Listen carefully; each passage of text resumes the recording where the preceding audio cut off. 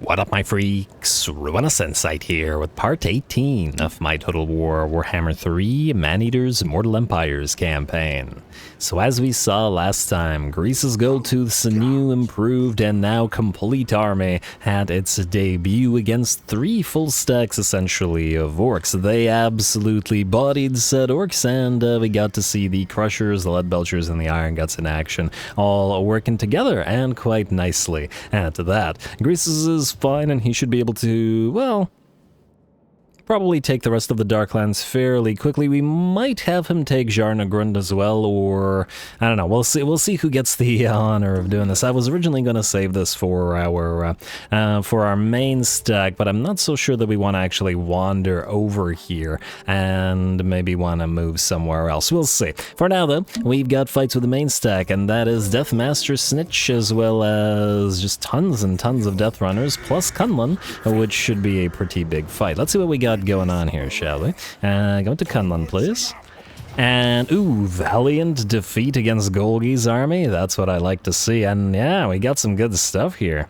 Got some very good stuff. For a second, I thought this was Lord Skrulk, and I was like, wait, what? Yeah, I got more Death Runners. Very solid garrison. They've got Warp Bomb as well, plus Deathmaster Snitch coming in as a reinforcement, though that may not be so great for him. I'm gonna hope that the desync doesn't happen here, because this is looking like it'll be a great fight. That's all I gotta say about that. Let's do it.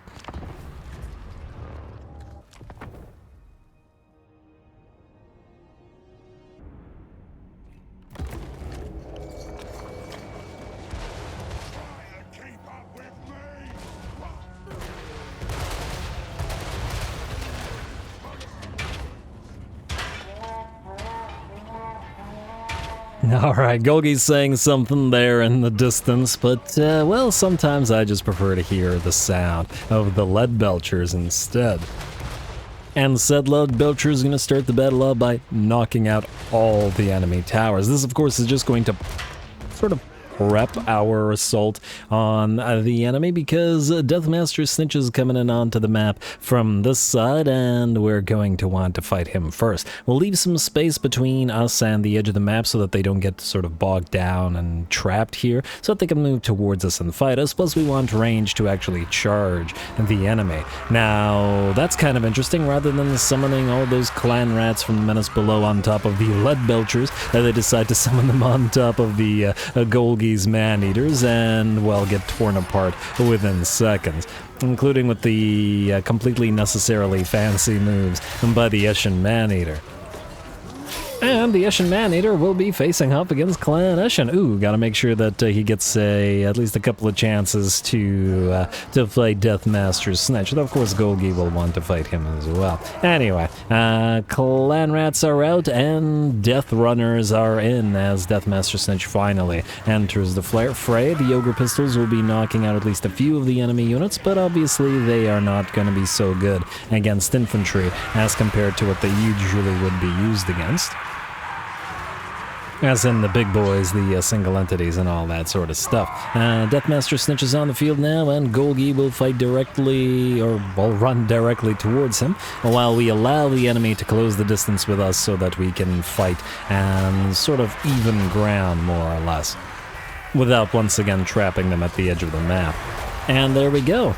Death Runners versus Golgi's Man-Eaters. Now, the Death Runners will do a significant armor reduction to... Oh, unless the enemy explodes them with a Warp Bomb. That Weeping Blade minus 50% armor reduction will be a pretty significant, well, reduction to the armor, but it shouldn't be that big of a difference. Otherwise, it looks like Deathmaster Snitch is facing off against Golgi here, and okay, I'm dropping frames like nobody's business.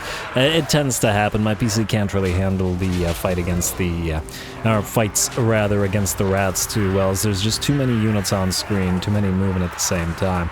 Anyway, Death Runners may be able to reduce our armor, but that doesn't mean that they can kill off our Golgi's Man-Eaters or our Man-Eaters with Ogre Pistols all that well. We can see their numbers dropping severely already.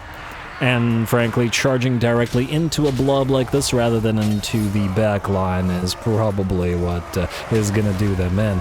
Golgi is going to leave Deathmaster Snitch alone and allow the Eshin Man-Eater to get a few blows in, but it looks like Deathmaster Snitch will attempt to book it on out of there. And we'll attempt to chase him down. There we go, another hit with the Eshin Man-eater. And, Alright, Eshin Man-eater's still after him. I wonder if this means desync. I want to see what happens here. Because the way that Deathmaster Snitch will run will determine whether this is a desynced battle or not, because he ran in a very particular direction when I was fighting it. And by the looks of it, he's actually trying to move towards the edge of the map here, which he didn't do when I was playing. Unless he turns... No, that means there's a desync. Well, we'll see what that means for the rest of the battle. So, it means we're gonna miss out on a Deadeye shot. Oh well. The basic charge of the enemy units sort of happened exactly the same as it was supposed to happen. But here, Deathmaster Snitch attempted to run away towards the enemy settlement. The Eshin Man-eater was trying to chase him down but couldn't catch him, so Golgi caught up, took aim, and then gunned him down with that Deadeye pistol.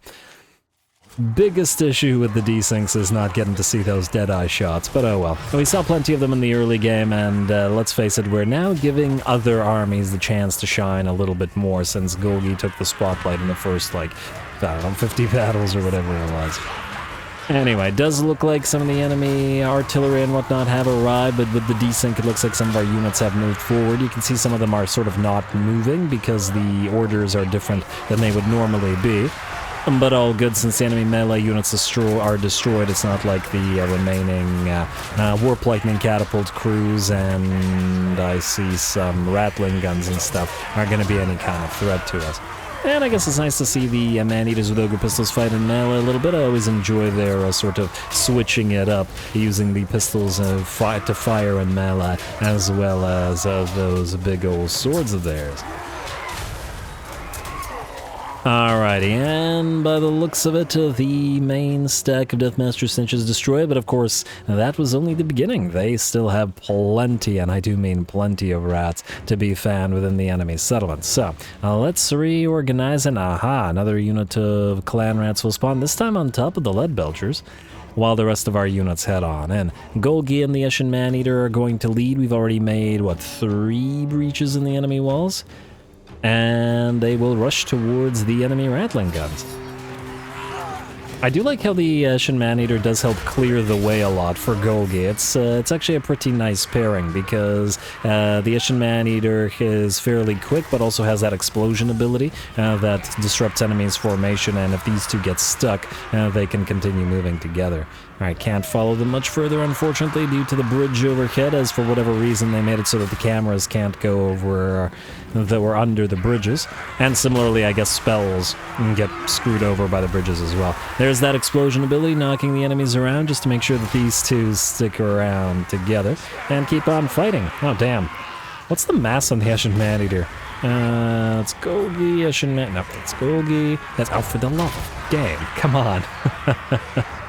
Why making it difficult? 2.9k, huh? Actually not that big of a difference. You'd think that Golgi would have a lot more mass. He's like twice as armored, if not more. He's got a big old thing on his back, and he's probably considerably fatter. But nonetheless. Anyway, those guys are having fun, and the rest of our forces are making their way into the city now. Looks like we've got more Death Runners within the settlement. Not that the first time we faced off against them, they were able to do all that well. Is that a half a Norscan helm on one of the Man-eaters there? Interesting choice to have the sort of one horn there. I wonder why. I assume the other one's broken off. Kind of hard to tell, but anyway, making our way into the settlement now and trying to rush towards those Plague Claw catapults. I don't remember the Butcher being here by himself, but I guess he is by himself in this. The desync may have happened, but, well, it's still going somewhat similarly to what it's supposed to be. And hey, there we go, the Bruiser is in to make sure that the Butcher doesn't get ripped apart, and just as the Bruiser comes in, he gets hit with a volley of shuriken from the Night Runners there. and is able to protect the Butcher from additional damage. Do have to be careful with the Shuriken spam, though, as it can bring down individual Ogres. Warp Lightning comes in, the Butcher lifts his Iron Fist to try to block some of that, though that might actually not be such a good idea where Lightning is concerned, but the Lightning does manage to bring in an Ogre Maneater or two. That said, we have destroyed the enemy artillery piece, and more of our units are streaming into the enemy settlement. Golgi's chasing down individual units and making sure that enemy rattling guns, warp grinders, whatever other units are not able to really achieve anything. Which is as it should be. Alright, here come the rest of the man-eaters, some of the regular ones as well. We got the man-eaters with Iron Fists, some Golgi's man-eaters, there should be some pistol units here somewhere. And of course the great weapons.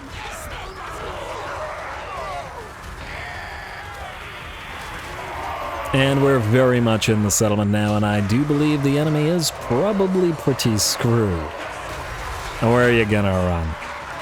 And the Ogres are one of the few factions where their units are fast enough to catch the Skaven, even if they do try to run. And hey, they got some Dark Elf friends here. The outpost of the Blessed Dread is at Kunlun, so it makes sense that we've got some Black Ark Corsairs. Alright, pretty brutal fight, clearing the Skaven nest street by street, which does make sense. And oh, Rattling Gun's actually firing here. This didn't actually happen when I played. Once again, there's a desync. But at least the desyncs really haven't been that bad. Like, battles are actually being completed. The results, like, they didn't fix the desyncs, but they somehow made them slightly better. In the sense that battles are still happening roughly the way they should. The winner is still the winner, and... I wonder if this was on purpose or just something happened. Well, either way, got a little bit of a shootout here between the Rattling Guns and our Ogre Man Pistols. Man-eaters with Ogre pistols. Damn it. Oh, it keeps getting me. And desync or not, it looks like the... Oh, wow, this guy got hurt. This obviously didn't happen when I played it, but anyway. And it looks like we won the shootout as well. Despite these guys not moving, they can still fire. So, there we are. A very fun fight, desync or not. Love it.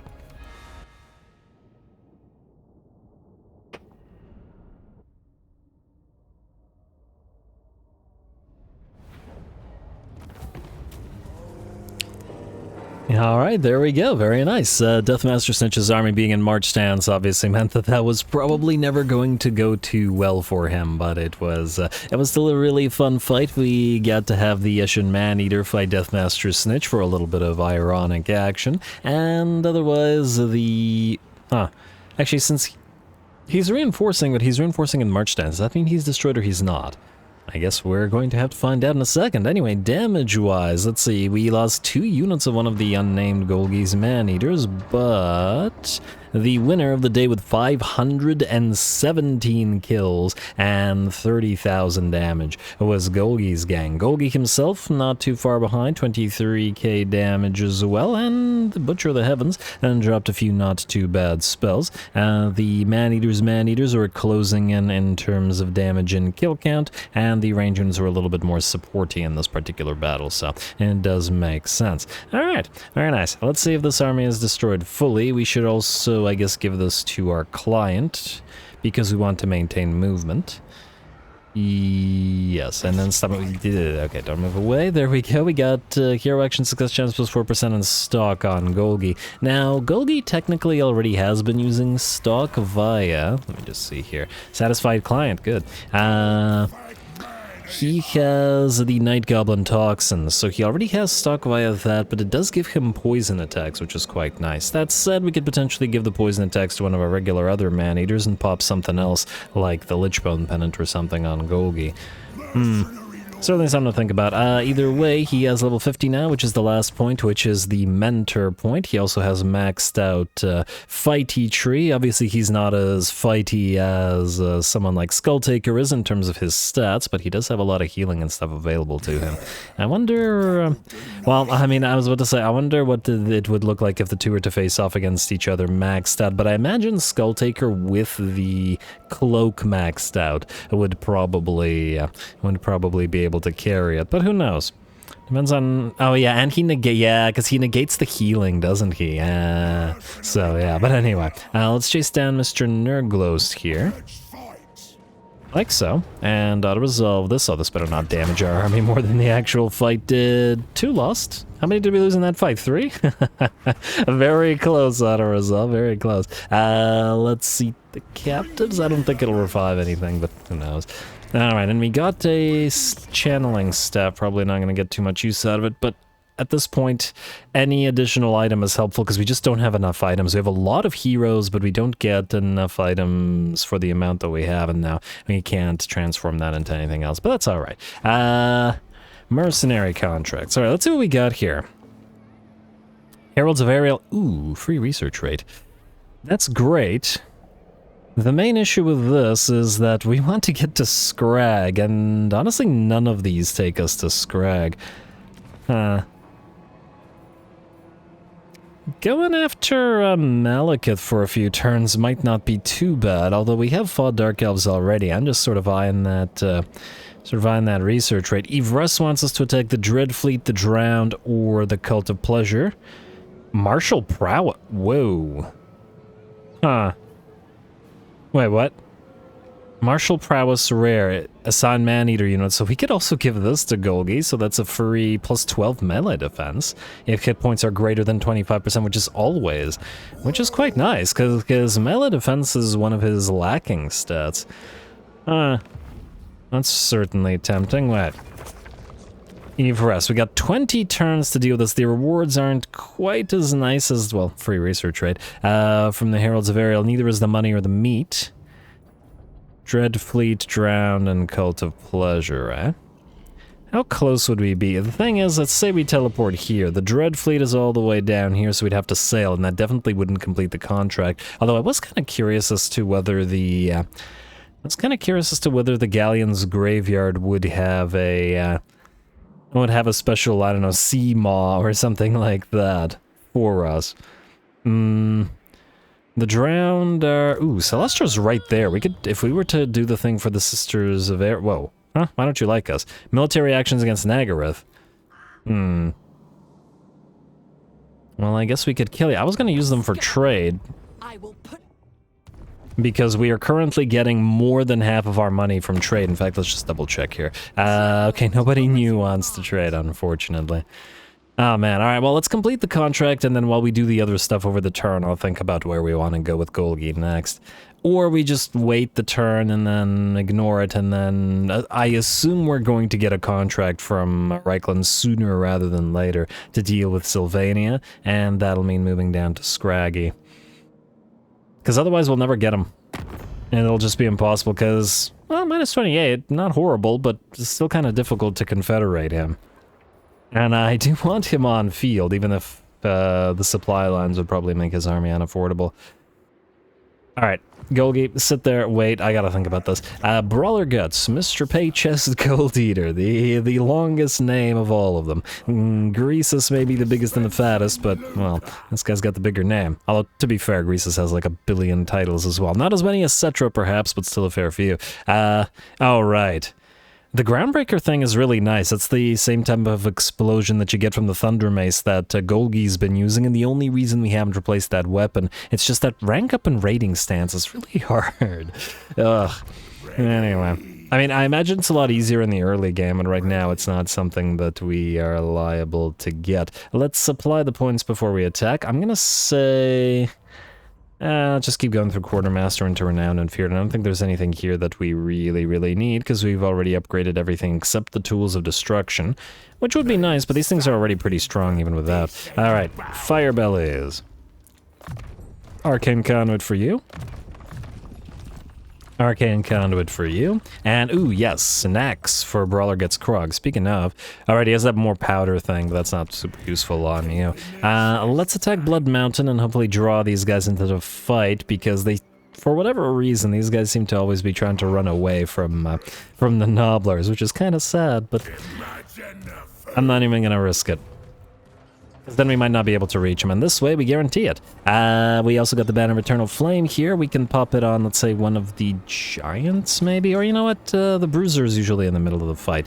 Thing is, these guys These guys have the flaming attacks, and I think somebody here, yeah, Mr. Paychest, we gave him an item that gives him a flammable attack. It's the Dragonfire handgun. Now granted, this is a ranged item but not a melee item, but this is as close to fire as our armies are likely to get, especially with the 2 fire bellies, with the possible exception of the hero army, but I don't know if we want to max out the fire thing there. Anyway, go.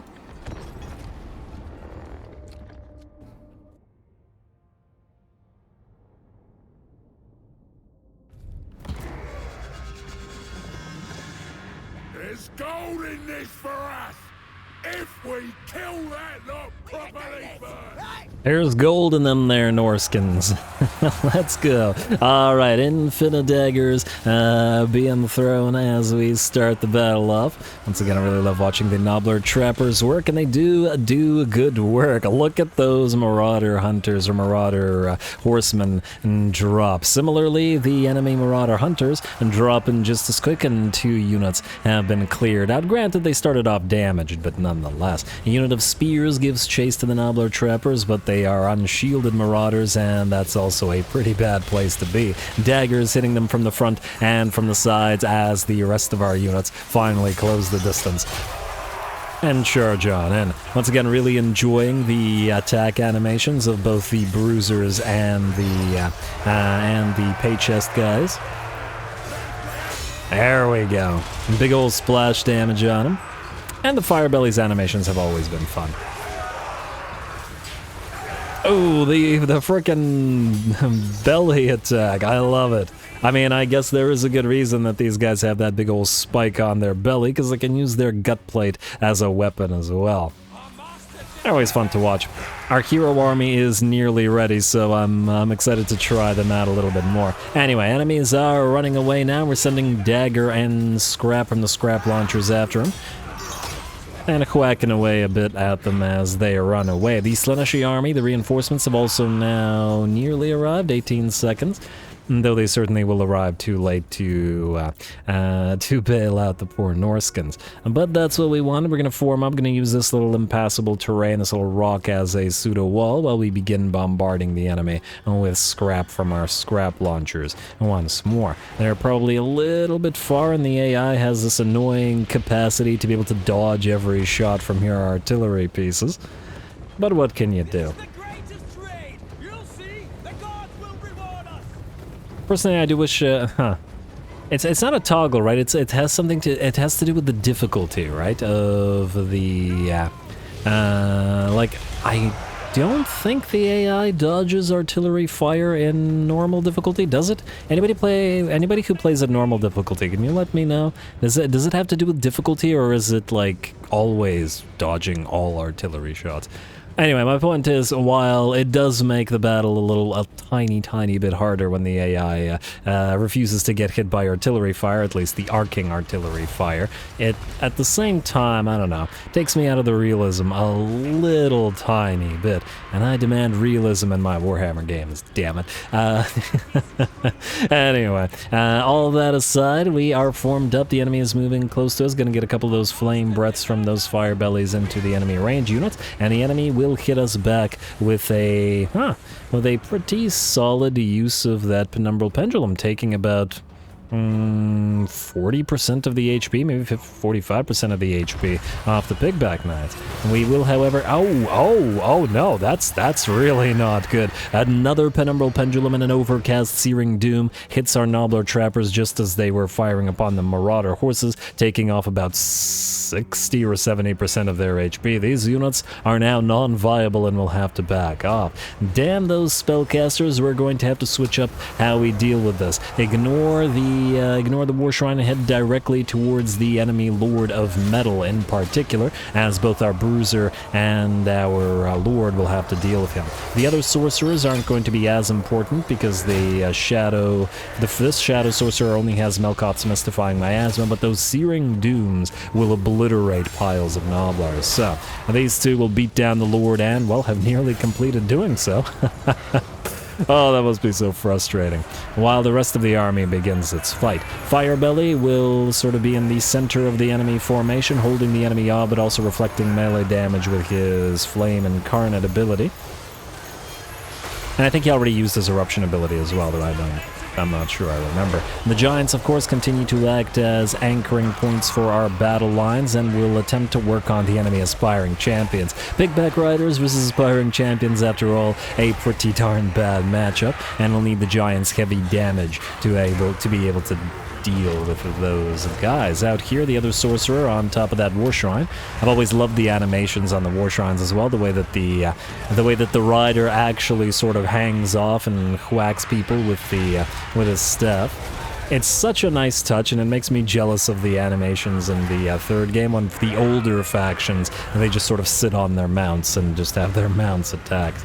But anyway, with that, it looks like most of the enemy army is pretty much done for. The Chaos Sorcerer of Slaanesh beat down by the Giants. We suffered severe damage on all of our most of our Nobblers, but, well, at the end of the day, we still managed to pull it off. Alright, just gotta give chase those trolls. A nice hit from the Bruiser. Well, it does look like a few of the enemies will rally. So at least a few more hits to be made here. Ooh, gotta be careful of this unit of Pigback Riders. They are surrounded by the enemy Hounds of Decay, as well as, Chaos Warhounds of Poison, as well as some of those Chaos Marauder horses, and our Nobblers have already suffered significant damage in this battle. Looks like a unit of Forsaken has come back, but the Giant has screamed at them until they exploded, and by that loss of Forsaken, I think that was the last unit that had a decent amount of HP, and the enemy army will shatter. Nice. Very nice.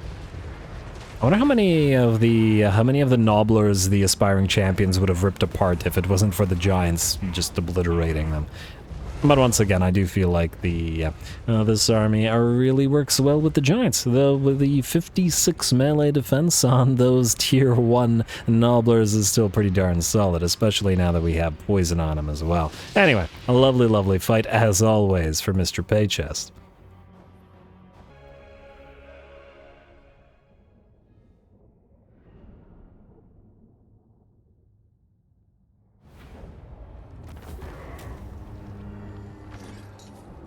Another engineer's knapsack. I guess we can keep giving these to the ranged army, though the speed reduction ain't great, but, well, that probably shouldn't matter all that much on the hunters. Another nice battle for the Nobbler army, though we took severe damage to some of our ranged Nobblers, to some of our trappers, and due to those spell drops. And, well, I mean, Nobblers are very, very fragile, and despite the fact that this army has been winning every battle that it's gotten thrown into completely necessarily, still got to remember that the Nobblers could die in seconds at any time, especially if the enemy drops a big spell on them. So, yeah, gotta watch out for that. Anyway, in terms of the winner for this particular battle, looks like the Ankle Biters took home many an ankle after biting them at nearly 11,000 damage. Though slightly more kills but less damage on the Fierce Spree. Now we also have, let's see,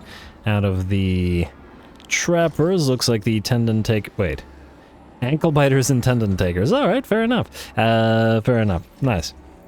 And you know what? I think at the end of the day, we got to give the MVP a little bit to the Bruiser and the Gold Eater in this particular battle, because they had to hunt down that Metal Lord, who, if he was to drop another Searing Doom on another unit of Nobblers, especially Overcast, would have just been absolutely devastating. Anyway, we're going to occupy the place because we need to retake it because it has iron in it, and that's why we got it in the first place. And we will immediately get that Maw Cave up and running. 'Twas an annoyance to lose it, but the AI does have a tendency to play like it doesn't care what happens to it as long as it annoys the player to the max. Now, I forgot, did we end the turn or did we not? I think we didn't, because I assume these guys will see out. There's no way they don't sally out. I mean, they've got aspiring champions, a billion chosen, just like so many chosen against this little army. Yeah, they gotta give it a try. Although, I did notice something. And you guys, for those of you that have it, obviously, let me know if you've noticed the same thing. Because look, Saber Tusks are at 75 weapon strength. We have 4 hunters in the army, each theoretically giving us an additional 10% weapon strength for Saber. Oh, wait, they're not rank 7. Okay, let's take a look at the Stonehorns then. Oh, never mind, it is working. It is working. The army just isn't old enough to get the benefits from the buffs as yet. So the 4 hunters will bump the Stonehorns up to 672, which is pretty good. Just gotta get them XP then, which we should be able to get if these guys sally out. All right, let's get back to it. I'm just an idiot. Golgi. Okay, no, not you. I still haven't decided what to do with you. Gold Hoarder, Drunk Bet, you are kind of just sticking around. Oh, let's raise the Volery or something. Doesn't really matter what we do with it. You're just here to rack up free XP and stuff. And just raise it. Like so. And then you'll move on to the Granite Spikes right after. And right now you're still in our friendly territory of the camp. Big name unlocked. We need more heroes and more big names to unlock thereby. Anybody else? No. Okay, so we got 2 more things to do. One, building, just a little bit of it. Because we don't have a lot of money and everything's just stupidly expensive. What are these? Oh, these are the fire shrines. Oh, we want... Okay, no, not that. Anything cheap? Ooh, we have the marble here, meaning we can upgrade these things for, well, maybe not cheap, but cheaper. So we should just do everything that we can in this particular territory. And I wonder when Trudge will redeclare war on us, or I guess when we will redeclare war on him. Alright, anything else? We got another fire shrine. I don't care about the fire shrines as much. And yes, I know that they do give us a little bit of research rate, but the larders are more important because you get way more research rate for every single larder or every single butcher. Hunter. I guess when we go a hunter, we also go bruiser, so let's go bullpen here. Do we actually need more? Well, we probably do still need more if the hero army is to be filled up. I could do larders here. I don't know. I'll think about it. Let's see. What else do we got? Nagrar. Decent likelihood that we lose it, so we'll ignore it. Weijin. I don't really care about Weijin, but the trade tariffs isn't so bad. I think we'll hold on to it. Let's upgrade it. Decent likelihood that the enemy attacks us there. And you know what? I think we'll build the guard tent here in Wangchang because... yeah, if these guys come for us, there's not much we can do about it. Oh, look at that. Okay, why did you suddenly decide to want to trade with us? Oh. Wait, now Heralds of Ariel want to trade with us, but you hate us because we killed Nagaroth. Go figure. Well, we'll start trading with the Dissenter Lords of Jin Shan, because it seems like they're not gonna be at war again with the other Cathans. It's all good. Let's do it. Okay. Free money. And depending on whether we kill the Heralds of Ariel or not, we'll deal with that. Grimgor wants peace, and he still has 12 territories, I think. And now we're back to Golgi, aren't we? Damn it. And I say damn it because I still haven't decided. All right, let's take another quick look at this. So, Golden Order. Okay, no, that's the one we're not doing. Heralds of Ariel, 30 research rate. Karand Kar, Hag Grief, and Nagron, but they're both so far away from where we want to be. I think we don't take either one. I really want to get down to Scrag, so I think what we'll do is ignore it and we'll just stay here.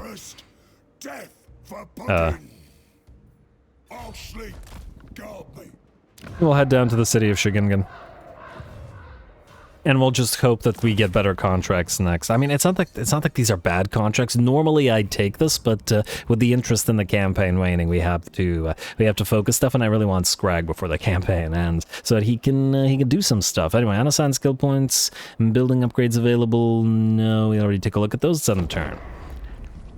Alright, now if the Sanashi do attack us, unfortunately, we won't have time to fight them, but if they don't, at least I'll be able to do the admin between the episodes.